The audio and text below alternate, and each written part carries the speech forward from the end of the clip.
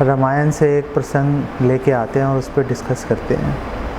तो बेसिकली दो भाइयों की हम बात करेंगे आज के प्रसंग में, और दोनों ही धार्मिक हैं। धर्म के बारे में उनको पूरी जानकारी है, उनको धार्मिक इन द सेंस कि धर्म की पूरी जानकारी रखते हैं वो, और धर्म की बात करने के बावजूद उनका व्यवहार में क्या भेद था और उसके कारण उनका क्या परिणाम हुआ, और हम उससे क्या सीख सकते हैं एक भक्त के रूप में। हमारे लिए क्यों महत्वपूर्ण है इसके ऊपर बात करना, इस विषय पर बेसिकली बात करेंगे। तो बात ये चल रही थी कि रावण ने हरण कर लिया माता सीता का। जटायु जो है उसने बचाने की कोशिश की, लेकिन देहांत हो गया उसका। मरते मरते उसने संक्षेप में बता दिया कि रावण हर के ले गया है। भगवान राम सुग्रीव से मिले और मिलके हनुमान जी और अंगद, जामवान और अनेकों असंख्य वानरों को भेजा, ढूंढ के लाओ। सब जगह दशों दिशाओं में भेजा, ऊपर नीचे दाएं बाएं सब जगह भेजा। हनुमान जी के पास उन्होंने अपनी अंगूठी भी दी थी, उस पर राम लिखा हुआ था। तो हनुमान जी ने छलांग लगाई और पहुंच गए संपाति के बताए, जैसे संपाति ने दिशा बताई थी वहाँ पर जाओ। तो छलांग लगाई हनुमान जी, 100 योजन छलांग लगा के पहुँच गए उधर लंका में। और लंका में सारा उन्होंने माता सीता के दर्शन कर लिए, देख लिया क्या हो रहा है, रावण से भी मिल लिए, लंका को जला के राख कर दिया, वापस आ गए। और वापस आ गए माता सीता का समाचार लेके। और जब वापस आए तो उन्होंने आके जब सारा समाचार बताया, तो तुरंत उसी समय जैसे समाचार बताया, भगवान राम ने पहले पूरी बात सुनी आराम से। अच्छा क्या है, कहाँ पर क्या चीज़ हो रही है, मुझे डिटेल में बताओ, और डिटेल में बताओ, और डिटेल में बताओ, पूरी बात सुनी। अब भगवान राम ने बोला, उन्होंने सारे ग्रहों की दिशा देखी, ये ग्रह कहाँ पर है, वो ग्रह कहाँ पर है, इस समय क्या शकुन चल रहे हैं, सारी चीज़ें उन्होंने देखी। तो उन्होंने ये कैलकुलेट किया, भगवान राम कैलकुलेट कर रहे हैं कि क्या मुहूर्त है, क्या मुहूर्त नहीं है। इवन महाभारत का युद्ध भी हुआ तो मुहूर्त के देख के किया गया था युद्ध। मोक्षदायक काशी को युद्ध किया गया था कि हाँ ये धर्म युद्ध करने के लिए उपयुक्त जो है अवसर है। तो भगवान राम ने कैलकुलेशन की। फिर भगवान राम ने सुग्रीव, लक्ष्मण उनको बिठाया और उनसे डिस्कस कर रहे थे। बोले देखो ये नक्षत्र यहाँ पर है, ये नक्षत्र यहाँ पर है, ये नक्षत्र यहाँ पर है, अभिजीत नक्षत्र है, ये इस दशा के अंदर है। इस समय अगर हम चढ़ाई करते हैं, कूच करते हैं, तो विजय प्राप्त होगी। ये भगवान राम कह रहे हैं कि विजय प्राप्त होगी। सुग्रीव ने कहा चलो सब खड़े हो जाओ सारे। और फिर सुग्रीव ने ऐसा नहीं कि उठे और भागना शुरू कर दिया, उन्होंने पूरी एक व्यू रचना की अपने घर से, किष्किंधा से। लंका कहाँ पर है, किष्किंधा से ही उन्होंने पूरी व्यू रचना कर दी कि ये जो वानर है ये दाएं सेना का भार संभालेगा, ये वानर है बाएं सेना का भार संभालेगा, ये आगे चलेगा, ये पीछे चलेगा। फिर कुछ वानर आगे भेजे एडवांस में आगे भेजे सुरक्षा करने के लिए, क्योंकि इतनी बड़ी सेना आ रही है, करोड़ों वानर साथ चल रहे हैं। तो उनके खाने पीने का सारा प्रबंध ठीक होना चाहिए, और ये भी पता होना चाहिए कि जो असुर है, ऐसा तो है नहीं हनुमान जी वापस आए सारे इधर आ गए तो रावण ने कुछ किया नहीं होगा। मन में शंका रहती है कि हाँ भाई पीछे से कोई रावण ने भी तो अपने गुप्तचर भेजे होंगे। तो उन्होंने आगे अपने सैनिक भेजे ये सुनिश्चित करने के लिए कि कोई भी जो असुर है वो जो उनके जो शहद है, कंद मूल फल इत्यादि हैं उसको विषैला ना कर दे, कि ऐसा नहीं है कि खाए और मर गए सारे, पूरी मतलब लॉजिक से चल रहे हैं, ऐसा नहीं बिल्कुल अंधेधुंध काम चल रहा है। भगवान राम और लक्ष्मण बिल्कुल सेना के मध्य में चल रहे हैं एकदम, और चलते चलते चलते चलते पहुंच गए समुद्र तट पे। उत्तर तट पे वो है, दक्षिण तट पे लंका।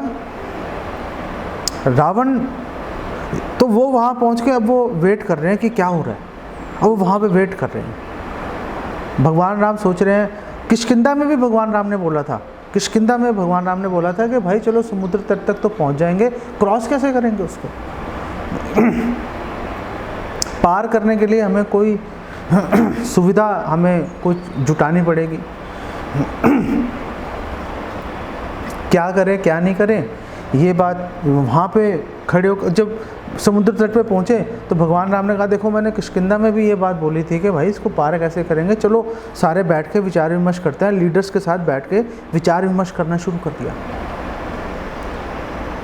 एक सेकंड में समुद्र को सुखा सकते हैं भगवान राम, लेकिन विचार विमर्श कर रहे हैं कैसे करें कैसे करें। समुद्र इतना अगाध है, पाताल लोक तक छू रहा है वो, उसका जो तल है समुद्र का पाताल लोक से मिल रहा है, वो इतना गहरा है। भगवान राम एक सेकंड में सुखा सकते हैं उसको, लेकिन उन्होंने कहा चलो देखते हैं क्या हो रहा है, पहले समझ लेते हैं कि क्या हो सकता है क्या नहीं हो सकता, क्या युक्ति लड़ाई जाए। उधर रावण, ऐसा नहीं कि हनुमान जी लंका जलाकर सारी चले गए और रावण आराम से बैठा है। तो रावण ने सारे अपने मंत्रियों को, जो लीडर्स हैं उनको इकट्ठा किया अपने दरबार में, इंद्र की तरह बैठा हुआ है, जैसे इंद्र होता है। उसने बोला देखो भाई अब मेरे मन में इच्छा आ गई, सीता को देखकर मैं उसका हरण भी कर लाया। विभीषण ने बोला भैया वो मतलब 5 फनों वाला विषैला सांप तूने गले में लपेट रखा है, वो जो सीता है उसके वो वक्ष नहीं है, वो सांप की कुंडलियां हैं, वो तेरे गले में लिपटने वाली हैं, और तेरे गले में लटक रहा है ये सांप, तुझे पता ही नहीं चल रहा क्या हो रहा है। वापस कर दे, वापस कर दे, माता सीता को वापस कर दो अगर तुम जिंदा रहना चाहते हो। और रावण ने सब लोगों से, रावण ने पूछा भाई तू बता क्या, प्रहस्त से पूछा, इससे पूछा, उससे पूछा, महापार्श से पूछा। महापार्श ने तो ये तक बोल दिया, महापार्श जो है उसने कहा कि आप ज़बरदस्ती जो है जो सीता है उसके साथ ज़बरदस्ती कर लो। रावण ने कहा भाई कर तो लेता, लेकिन मेरे साथ प्रॉब्लम है, मैंने एक अप्सरा थी, मैंने एक बार उसके साथ में मैंने बलात्कार कर दिया था, वो ब्रह्मा जी के पास पहुंच गई और ब्रह्मा जी ने मुझे श्राप दे दिया अगर तूने अब बलात्कार किया तो तेरा सिर फट जाएगा 100 टुकड़ों में, देख लिए। और रावण जो है, रावण ब्रह्मा जी को पितामह कह के उनको संबोधन कर रहा है। रावण को पता है ब्रह्मा जी कौन है, सृष्टि कैसे चल रही है, किसने बनाई है सृष्टि, ब्रह्मा जी सृष्टि के रचयिता हैं, वो पूरी जानकारी है उसको। और उसको ये भी पता है श्राप ऐसे नहीं है, टेस्ट नहीं किया उसने कि चलो टेस्ट करके देखता हूँ, टेस्ट नहीं किया रावण ने। तो महापार्श ने बोला कर लो, रावण ने बोला भाई नहीं कर सकता, आगे की बात करते हैं, आगे की बात करते हैं, अब क्या करना है। तो मुझे चिंता है, वो एक ही आया यहाँ पे पूरा तहस नहस कर गया, भाई क्या हो रहा है मुझे समझाओ, क्या हम मतलब हमारे पास पूरी कैपेबिलिटी है, क्षमता है ना हमें, हमारे पास में जो वो 2 लड़के हैं राम लक्ष्मण, उनका सामना करने की। कुंभकर्ण नींद से जाग चुका था और कुंभकर्ण आके बैठा वहाँ पे सभा में बैठा हुआ था। तो रावण ने पूछा भाई तुम भी बताओ क्या तुम्हारा क्या विचार है। तो अब कुंभकर्ण क्या बोल रहा है, देखो कुंभकर्ण कह रहा है कि जो राजा है, कुंभकर्ण ने बोला कि जो राजा है, राजा का कर्तव्य है कि वो काम करे जो धर्म संगत है, वो काम ना करे जो धर्म संगत नहीं है। और जो राजा है उसका ये भी कर्तव्य है कि ऐसा नहीं कि अब जान पे आके बन गई, अब वो पूछ रहा है भाई तू बता तू बता। अरे भाई जब तुमने हरण करने वाले थे उस समय तुम्हें पूछना चाहिए था। हम तुम्हें मना कर देते कि भाई नहीं करना चाहिए, ये काम गलत है, इससे परेशानी होगी। ये कुंभकर्ण बोल रहा है, ये कुंभकर्ण बोल रहा है रावण को, इतना बड़ा असुर, वो अपने भाई को संबोधन करके ये चीज़ बोल रहा है। और कुंभकर्ण जो है, कुंभकर्ण कहता है कि आपने जो सीता का हरण किया वो गलत किया आपने। यहाँ तक तो एकदम परफेक्ट चल रही है बात, क्या बात है भाई, वो एकदम धर्म की बात कर रहा है। उधर विभीषण है, विभीषण बोल रहा है भैया 5 फन वाला सांप है, वो सीता नहीं है, तो डस लेके नीला पड़ जाएगा तेरा शरीर, मर जाएगा भाई, तू वापस कर दे। इधर कुंभकर्ण कह रहा है कि तूने गलत किया, गलत किया तुमने भैया, तुमने गलत किया ये काम। अब कुंभकर्ण ने बोला तुमने काम गलत किया, चलो कर दिया कोई बात नहीं, देख लेंगे। ये बड़ी इंपॉर्टेंट बात आ गई अब कि देख लेंगे। चलो कुंभकर्ण ने बोला आप सब आराम से बैठो, मैं अभी जाता हूँ, अभी सफाया कर दूंगा वो दोनों लड़कों का, और बड़ी देर से भूख भी लग रही है, सारे वानरों को खा भी जाऊंगा, और फिर आराम से मौज करूंगा, निष्कंटक मौज करूंगा फिर आराम से। अब मेरे सामने कोई नहीं टिक सकता, इंद्र भी आ जाएगा ना, इंद्र अग्नि यम कोई आ जाए, सबको मटिया मेट कर दूंगा मैं। भाई चिंता मत करो, तुम्हारे सामने उन दोनों की मृतक शरीर तुम्हारे सामने ला के फेंकूंगा, और फिर तुम जब वो दिखाओगे सीता को, तो फिर उसके पास कोई चारा नहीं होगा तुम्हारी शरण लेने के अलावा, और उसमें बहुत ज़्यादा टाइम नहीं लगेगा, चिंता मत करो, वही भी हो जाएगा काम। विभीषण ने कहा नहीं ये गलत सलाह दे रहा है भाई, तुम्हें गलत सलाह दे रहा है। इंद्रजीत ने बोला चाचा, विभीषण चाचा ही लगा ना बोला चाचा गलत बात कर रहे हो तुम, न्याय संगत बात नहीं कर रहे, खाते किसी और का हो, गुण किसी और के गा रहे हो। अभी जान से मार देता अगर मेरे चाचा नहीं होते, यहाँ से तुरंत निकल जाओ, जैसे दुर्योधन ने नहीं बोला था विदुर जी को। विदुर जी भी बार बार समझा रहे थे धृतराष्ट्र को, दुर्योधन को नहीं समझा रहे थे, धृतराष्ट्र को बार बार समझा रहे थे कि भाई साहब गलत हो रहा है, ये दुर्योधन नहीं है, ये मूर्तिमान पाप है, इसको फेंको निकाल के बाहर अगर जिंदा बचना चाहते हो तो।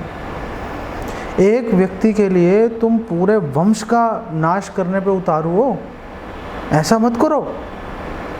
दुर्योधन ने कहा भाई सांस बचा के चले जाओ यहाँ से, और कुछ नहीं ले जाने दूंगा।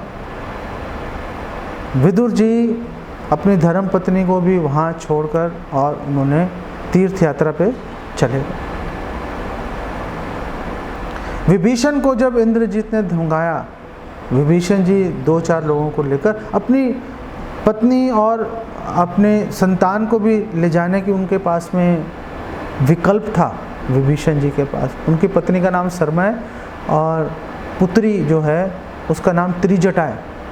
और आपने अगर रामायण पढ़ी हो तो आपको पता है त्रिजटा ही एक ऐसी राक्षसी थी जो कि माता सीता को बार बार सांत्वना दे रही थी, नहीं तो माता सीता कुछ भी कर सकती थी उस समय। चारों तरफ राक्षसियों से घिरी हुई, उनको मेंटली टॉर्चर कर रही हैं, उनको वो पहले से ही दुखी हैं विरह के अंदर, कुछ भी हो सकता था, लेकिन त्रिजटा ने उनको बचा के रखा। तो विभीषण जी ने छोड़ दिया अपनी पत्नी और अपनी पुत्री को इतने गहरे संकट के अंदर। विभीषण जी को पता था कि जब रावण को पता चलेगा कि अरे ये दुश्मन के साथ जाके मिल गया तो रावण कुछ भी कर सकता है, मेरी पत्नी और मेरी बेटी की वो हत्या भी कर सकता है, उसके लिए कौन सी बड़ी बात है, मार के खा जाएगा वो। कोई बड़ी बात नहीं है। लेकिन फिर भी उन्होंने वो खतरा उठाया और वहाँ पर छोड़कर लंका में रावण को नमस्ते करके भगवान राम की शरण में चले गए। तो बात यहाँ पे विभीषण और कुंभकर्ण की हो रही है। दोनों धर्म की जानकारी रखते हैं। दोनों ने रावण को बोला कि तुम गलत कर रहे हो, लेकिन एक ने बोला कि चलो तुमने गलत कर दिया, कोई बात नहीं, हम तुम्हारे साथ चलेंगे। विभीषण ने ऐसा नहीं किया। विभीषण ने भगवान की शरण ली, धर्म का साथ दिया विभीषण ने। परिणाम आप देख लो, परिणाम आप देख लो। और ये जो कुंभकर्ण है कोई साधारण व्यक्ति नहीं है, भगवान का पार्षद है, जय विजय में से है, भगवान का पार्षद है। फिर भी क्योंकि उसने धर्म की जानकारी होने के बावजूद जाकर उसने रावण का साथ दिया, भगवान राम की शरण नहीं ली उसने, इसीलिए मारा गया। कोई उसकी पूजा नहीं करता, कोई उसकी प्रशंसा नहीं करता। विभीषण ने भगवान को संतुष्ट किया अपने त्याग के चलते। राजपाट की कोई परवाह नहीं है, राजपाट मिलेगा नहीं मिलेगा दीगर बात है, वो बात की बात है। राजपाट मिलेगा तो भगवान की सेवा में प्रयुक्त हो जाएगा, वो राजपाट से कोई लेना देना नहीं है। लेकिन विभीषण को लंका का राज्य भी मिला, उसको सम्मान भी मिला, भगवान राम की उसको विशेष कृपा भी मिली। तो हमारे लिए इसके क्या इसकी उपयोगिता है, हमारे लिए क्यों प्रासंगिक है, क्यों रेलिवेंट है हमारे लिए? हमारे लिए इसलिए रेलिवेंट है कि हम डिवोटीज तो बन गए हैं, भक्तों के समाज में तो हम लोग आ गए हैं, लेकिन हमें हमेशा सजग, चौकस, सतर्क हमें रहना पड़ेगा। हमें हमेशा इस बात के बारे में ध्यान रखना पड़ेगा कि भक्त तो सारे ही हैं हमारे आसपास, लेकिन ये देखना पड़ेगा कि श्रील प्रभुपाद की शिक्षाओं के अनुरूप कौन आचरण कर रहा है और कौन आचरण नहीं कर रहा। हमारे लिए धर्म की परिभाषा क्या है? श्रील प्रभुपाद की शिक्षाएं हैं। श्रील प्रभुपाद की शिक्षा जो पालन कर रहा है, जो जिन्होंने इस्कॉन हरे कृष्णा आंदोलन पूरा विश्व स्तरीय उन्होंने स्थापना कर दी,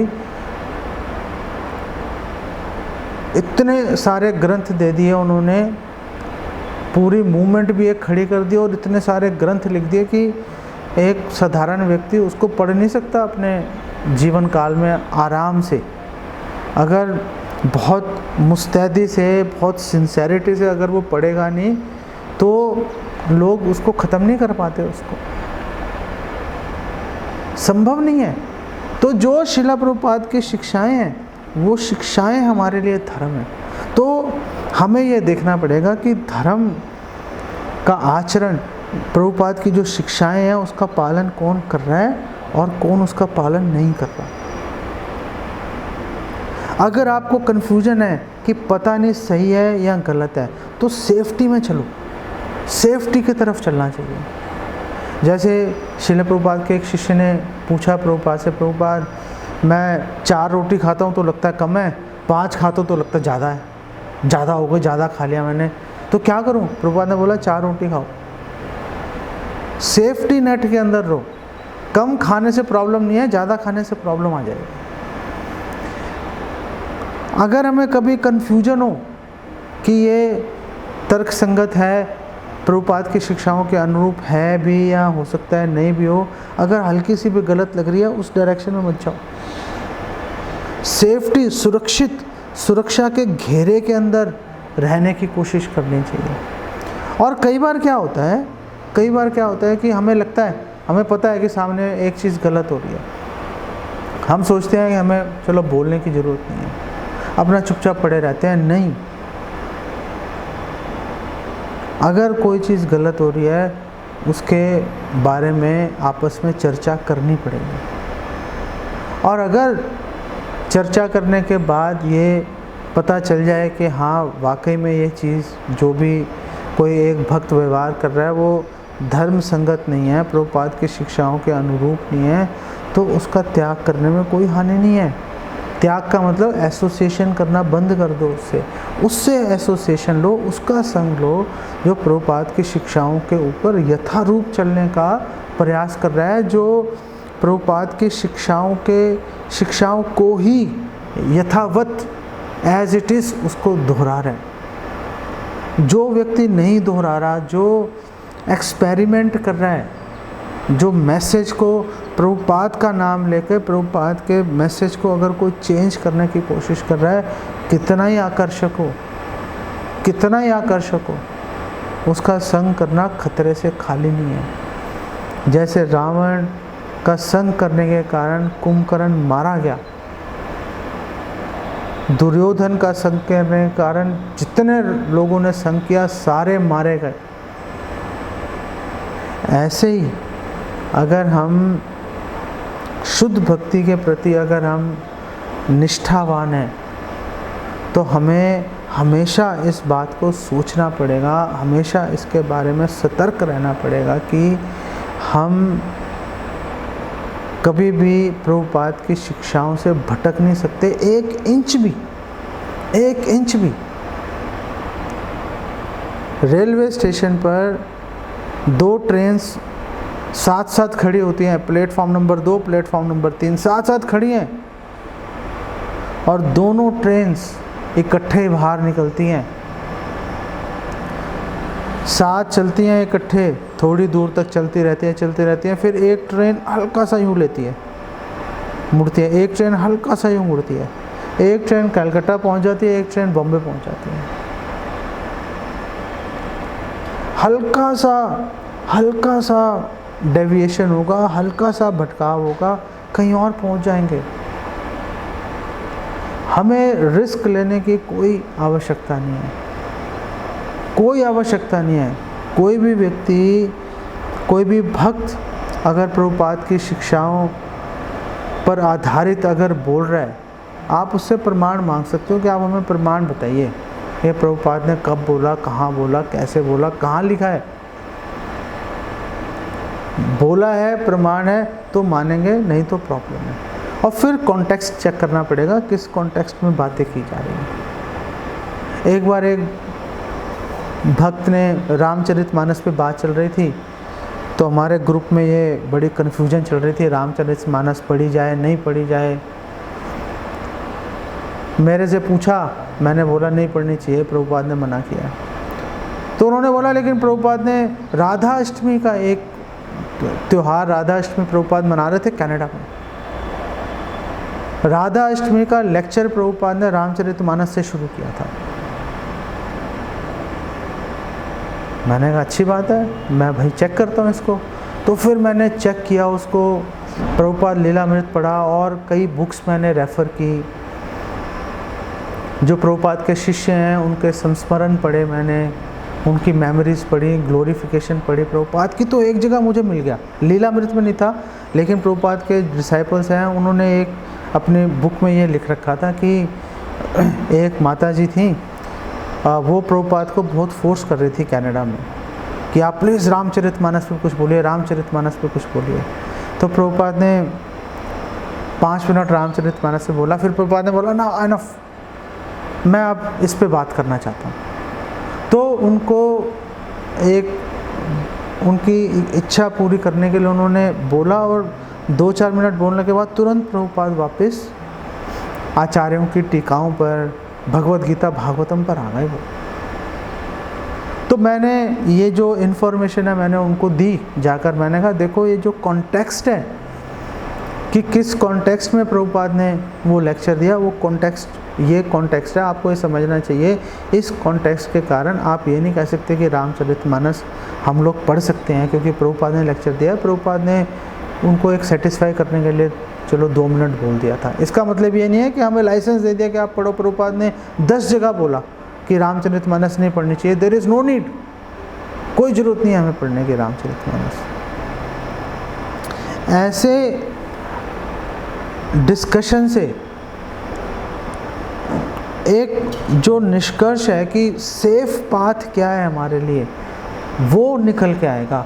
और अगर हम उस रास्ते पे अगर हम सावधानी से पूरी निष्ठापूर्वक चलते रहेंगे, हमें कोई रोक नहीं सकता भगवान राम की या भगवान कृष्ण की कृपा प्राप्त करने से।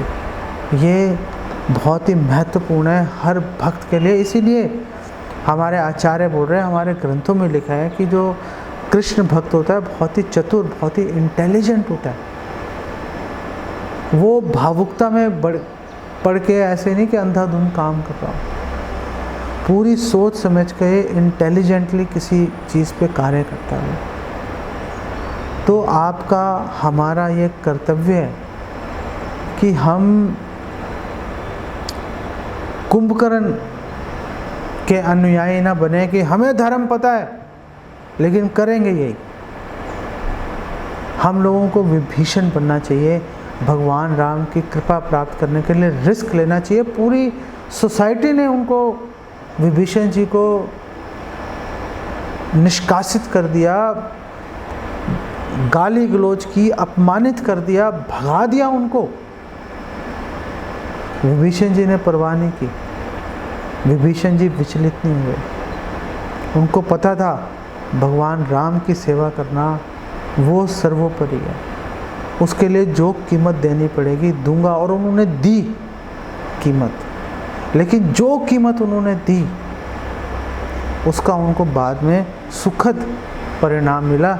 ऐसी अगर हम भी सावधानी से चलेंगे हमें भी उसका सुखद परिणाम मिलेगा, इसमें कोई संशय नहीं है, कोई संशय नहीं है, कोई संशय नहीं है। इसको यहीं पे विराम देता हूँ क्योंकि टाइम ज़्यादा नहीं था ना, इसलिए मैंने इसको बहुत संक्षेप में, इसको कई चैप्टर्स मैंने रामायण के इसमें कवर किए हैं युद्ध कांड के।